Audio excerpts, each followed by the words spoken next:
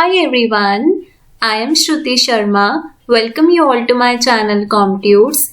This is tutorial number 16 of Income Tax, and in this tutorial we are going to discuss about residential status of Hindu undivided family.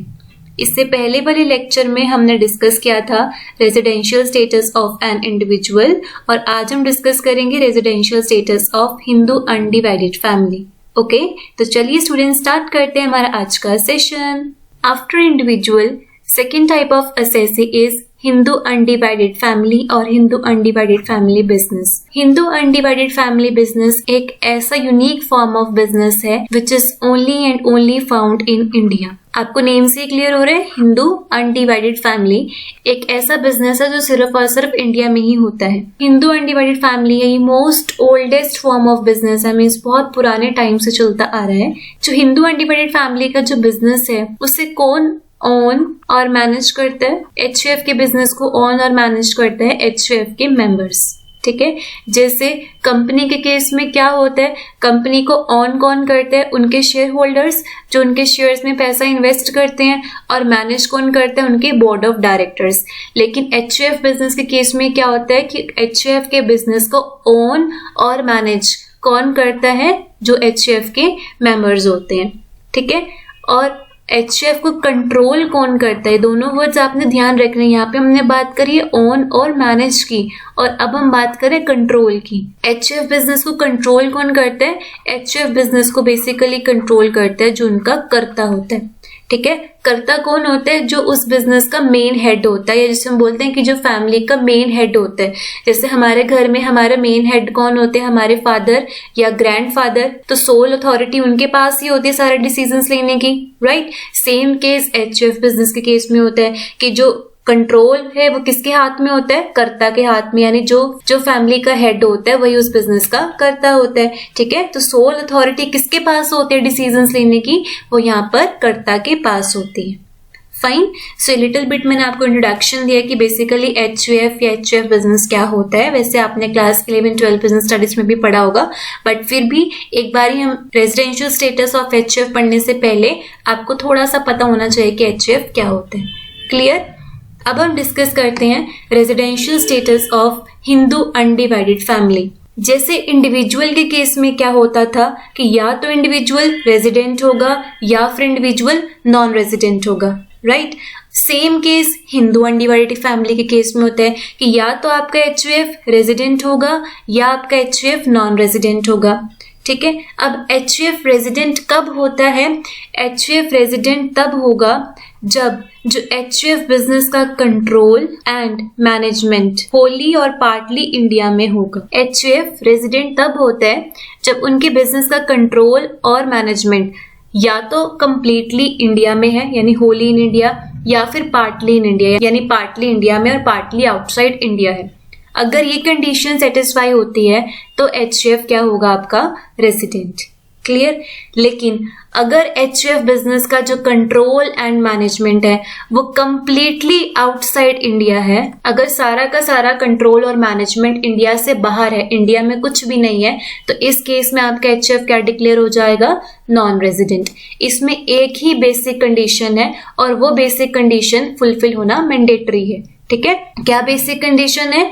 कि HUF business का control and management Holi या फिर partly, means अगर completely India में है या फिर partly India में और पार्टली इंडिया से बाहर है, तो वो क्या होगा? रेजिडेंट. लेकिन अगर कंट्रोल एंड मैनेजमेंट, इसमें आपने ध्यान रखना कि ये दो वर्ड्स बहुत ज्यादा इंपॉर्टेंट है. कौन से? Control and management. अगर आपने दो वर्ड ही नहीं लिखे ना, सिंपल कुछ भी लिखा होगे तो आपका आंसर ही गलत हो जाएगा. इस पॉइंट पे कंट्रोल और मैनेजमेंट जो है वो बहुत ज्यादा इंपॉर्टेंट है. ठीक है, तो अगर कंट्रोल एंड मैनेजमेंट कंप्लीटली या पार्टली इंडिया में है तो HUF आपका रेजिडेंट होगा, और अगर control and management completely outside India है, मतलब इंडिया में नहीं है, वो सारा का सारा जो कंट्रोल और मैनेजमेंट है वो कंप्लीटली बाहर है, तो उस केस में आपका HUF क्या हो जाएगा? Non resident. क्लियर. इसको हम यहां से रीड करते हैं ताकि आपको और अच्छे से क्लियर हो जाए.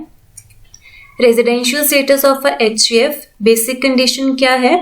अ HUF is a resident in India in any previous year if the control and management of its affairs is situated wholly or partly in India during the relevant previous year. That is, even a part of control and management is situated in India during the relevant previous year, they will be called as resident in India. कि अगर जो control and management है HUF business का अगर partly भी India में है तब भी हम उसे क्या बोलेंगे, रेजिडेंट. लेकिन अगर वो कंप्लीटली आउटसाइड इंडिया हो जाएगा फिर वो क्या होगा, नॉन रेजिडेंट. क्लियर है. HUF रेजिडेंट कब होगा, HUF नॉन रेजिडेंट कब होगा, ये बेसिक कंडीशन आपको क्लियर होगी. अब सेकंड आता है, हमें ये देखना है कि क्या आपका HUF ऑर्डिनरी रेजिडेंट है या फिर नॉट ऑर्डिनरी रेजिडेंट है. तो ऑर्डिनरी और नॉट ऑर्डिनरी के लिए हम क्या चेक करते हैं, एडिशनल कंडीशंस. और HUF के केस में भी जो एडिशनल कंडीशंस हैं वो सेम वही दो एडिशनल कंडीशंस हैं जो इंडिविजुअल के केस में होती हैं. लेकिन यहाँ पर आपने एक बात ध्यान रखनी है कि इंडिविजुअल के केस में एडिशनल कंडीशन कौन फुलफिल करता था, इंडिविजुअल ऑब्वियसली, ठीक है. बट HUF के केस में जो एडिशनल कंडीशंस हैं वो किसको फुलफिल करनी होती है, जो उस बिजनेस का कर्ता होता है. ठीक है. अगर कर्ता दोनों एडिशनल कंडीशंस फुलफिल करेगा तो आपका HUF क्या हो जाएगा, ऑर्डिनरी रेजिडेंट. अगर कर्ता एक भी एडिशनल कंडीशन फुलफिल नहीं कर रहा या एक ही एडिशनल कंडीशन फुलफिल कर रहा है तो आपका HUF बिजनेस क्या हो जाएगा, नॉट ऑर्डिनरी रेजिडेंट. ठीक है. ये चीज आपने ध्यान रखनी है यहाँ पर कि जो एडिशनल कंडीशंस है वो कौन फुलफिल करेगा, कर्ता. ठीक है. और वो एडिशनल कंडीशंस कौन कौन सी है एक बार दोबारा से पढ़ते हैं. फर्स्ट है he has been in India. ही यहाँ पर कौन है, आपका कर्ता. मैं बार बार इसलिए बोल रही हूँ कि आप लोग कंफ्यूज ना हो जाओ कि HUF के केस में कौन एडिशनल कंडीशन फुलफिल करेगा. सारे मेंबर्स नहीं करेंगे, ओनली सिर्फ और सिर्फ कर्ता. ठीक है. फर्स्ट एडिशनल कंडीशन क्या है, he has been in India for at least 730 days during the 7 previous years immediately preceding the relevant previous year. ये कैसे कैलकुलेट करते हैं डेज, ये मैंने आपको प्रीवियस लेक्चर में बहुत अच्छे से समझाया था. अगर आपको ये नहीं क्लियर है तो आपसे पहले वाला लेक्चर है जिसमें हमने residential status of an individual discuss किया है, वो आप उसे जरूर वॉच कर लेना. ठीक है. सेकेंड एडिशनल कंडीशन क्या है, he has been a resident in India for at least 2 out of 10 previous years immediately preceding the relevant previous year. Clear. अगर कर्ता ये दोनों की दोनों एडिशनल कंडीशंस फुलफिल करेगा तो वो क्या हो जाएगा, ऑर्डिनरी रेजिडेंट. और अगर वो दोनों में से कोई एक एडिशनल कंडीशन फुलफिल कर रहा है या एक भी एडिशनल कंडीशन फुलफिल नहीं कर रहा है तो वो क्या हो जाएगा, नॉट ऑर्डिनरी रेजिडेंट. क्लियर हुआ. अब आपको एक बार दोबारा से चार्ट पर आते हैं ताकि आपको और अच्छे से क्लियर हो जाए. हिंदू अनडिवाइडेड फैमिली या तो रेजिडेंट होगी या फिर नॉन रेजिडेंट होगी. रेजिडेंट कब होगी, जब कंट्रोल एंड मैनेजमेंट होली और पार्टली इन इंडिया होगा. नॉन रेजिडेंट कब होगी, जब कंप्लीटली आउटसाइड इंडिया होगा कंट्रोल एंड मैनेजमेंट. ठीक है. अगर कंट्रोल और मैनेजमेंट इंडिया में है होली या पार्टली तो वो रेजिडेंट है. अब अगर वो रेजिडेंट है फिर हम क्या चेक करेंगे कि क्या वो ऑर्डिनरी रेजिडेंट है या फिर नॉट ऑर्डिनरी रेजिडेंट है. ऑर्डिनरी और नॉट ऑर्डिनरी के लिए हम क्या चेक करते हैं, एडिशनल कंडीशंस. और ये एडिशनल कंडीशंस कौन फुलफिल करेगा, कर्ता. ठीक है. जो उस HUF बिजनेस का कर्ता होगा वो. अगर कर्ता दोनों एडिशनल कंडीशन फुलफिल कर रहा है तो वो क्या हो जाएगा, ऑर्डिनरी रेजिडेंट. अगर वो एक एडिशनल कंडीशन फुलफिल कर रहा है या एक भी एडिशनल कंडीशन फुलफिल नहीं कर रहा तो वो क्या डिक्लेयर हो जाएगा, नॉट ऑर्डिनरी रेजिडेंट. इसके बाद आपने एक बात ध्यान रखनी है यहाँ पर जो सबसे इंपॉर्टेंट है, मैंने भी आपको बताया था, control and management. Control and management इस केस में बहुत ज्यादा इंपॉर्टेंट है. ठीक है. कंट्रोल एंड मैनेजमेंट का मतलब होता क्या है यहाँ पर, कि वो प्लेस जहां पर हिंदू अनडिवाइडेड फैमिली बिजनेस के डिसीजंस लिए जाते हैं. ठीक है. वो वाला प्लेस जहां पर HUF बिजनेस के डिसीजंस लिए जाते हैं उस प्लेस को हम बोलते हैं कंट्रोल एंड मैनेजमेंट. क्लियर.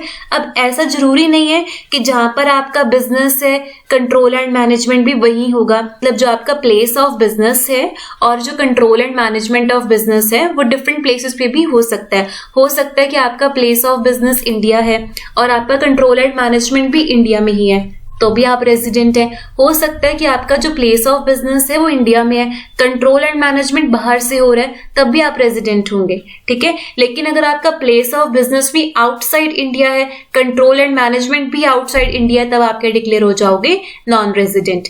तो कंट्रोल एंड मैनेजमेंट का बेसिकली मतलब क्या होता है कि एक ऐसा प्लेस जहां पर HUF बिजनेस के की डिसीजंस लिए जाते हैं. की डिसीजंस का मतलब क्या है, मेन डिसीजंस लिए जाते हैं. ठीक है. और प्लेस ऑफ बिजनेस और कंट्रोल कंट्रोल एंड मैनेजमेंट दोनों डिफरेंट प्लेसेस में भी हो सकता है, ऐसा मैंडेटरी नहीं है कि एक ही प्लेस में हो. Fine. So students, this is all about today's session, that is residential status of Hindu undivided family. I hope ये आपको अच्छे से क्लियर हो गया होगा. बहुत इजी सा टॉपिक है, बट स्टिल अगर आपको इसमें कोई भी डाउट होगा तो आप अपनी क्वेरीज कमेंट सेक्शन में मैसेज करके पूछ सकते हैं. इसके बाद अगर आपको नोट्स वगैरह चाहिए तो आप मेरी वेबसाइट विजिट कर सकते हैं.